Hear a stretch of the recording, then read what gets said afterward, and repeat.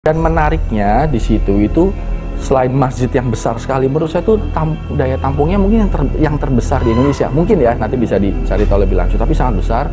Tapi memang belum jadi, masjidnya itu belum selesai, belum finishing pada saat itu, belum finishing. Ada masjid juga di situ, lumayan besar, tapi ya nggak besar sekali lah, normal kan itu.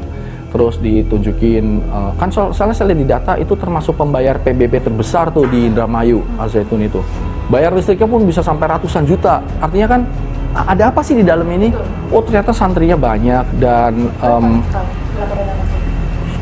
di atas 1000. Nah, di sini MUI segera akan berkunjung ke Pondok Pesantren Al Zaitun. Nah, kami memberikan support kepada MUI. Silakan dikorek, silakan ditelusur sampai ke akar-akarnya sehingga nanti akan ketemu fatwa yang tajam ya, fatwa yang mantap, sehingga lebih cepat dan lebih mantap juga untuk ditindaklanjuti oleh negara. Mau diapakan Pondok Pesantren Al Zaitun ini?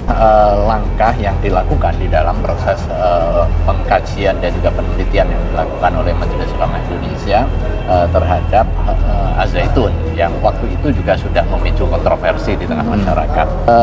Keterkaitan antara Al Zaitun dengan NII KW 9 pada 3 aspek.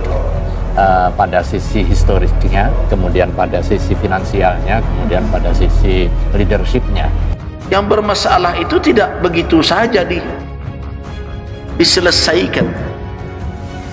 Bahkan ada yang senang berlama-lama masalah itu. Itu masalah yang menjadi masalah berat di negeri. Jadi saya berharap umat menghadap lagi kemana? Kepada orang yang punya kewenangan. Pesantrennya kan siapa yang mengizinkan? Siapa yang memberikan dia izin untuk melakukan kegiatan seperti itu? Siapa yang punya kewenangan untuk menghentikan itu? Kan tidak ada lagi di tangan ulama di dalam majelis. Sekarang persoalan itu tidak berada lagi dalam kewenangan ulama, lembaga keulamaan, tapi ada di dalam kewenangan pemerintah, penguasa. Karena itu dorong penguasa ini bersikap. Itu yang juga beliau dulu dari pesantren, pesantren modern ya, dan juga berasal dari perguruan tinggi di Jakarta. Nah, makanya untuk sementara ya menurut pengawas yang sudah kami mintai informasinya itu ya masih standar gitu. Bahwa kemudian di media itu seperti yang kita saksikan hari ini ya mungkin itu masih di luar apa ya, mungkin perlu pendalaman.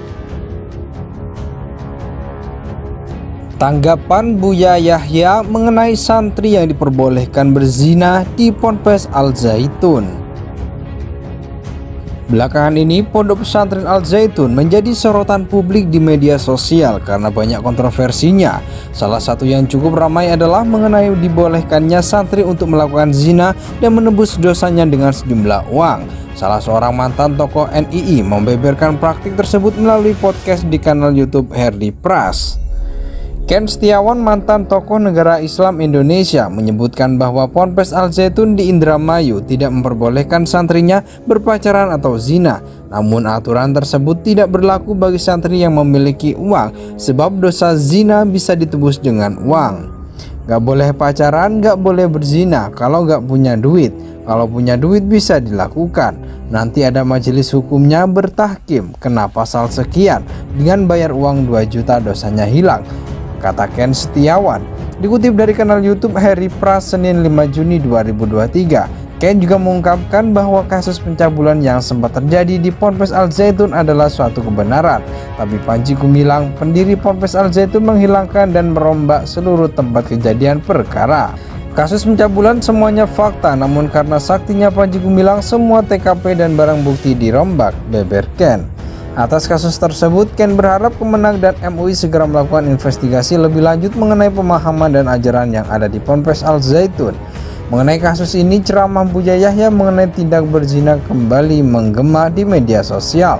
Pendakwa kondang itu menegaskan bahwa zina merupakan perbuatan tercela yang wajib dihindari, tapi bagi manusia terhina mereka tidak bisa menghindarinya. Dengan demikian, pimpinan Pondok Pesantren Al-Bahjah Cirebon itu mengatakan bahwa haram hukumnya melakukan zina dan tidak ada siapapun yang membenarkan jika zina itu diperbolehkan. Zina adalah hina dan hina, dan tidak ada orang yang berzina kecuali manusia terhina, kata Buya Yahya dikutip dari kanal YouTube Al-Bahjah TV pada Rabu 7 Juni 2023.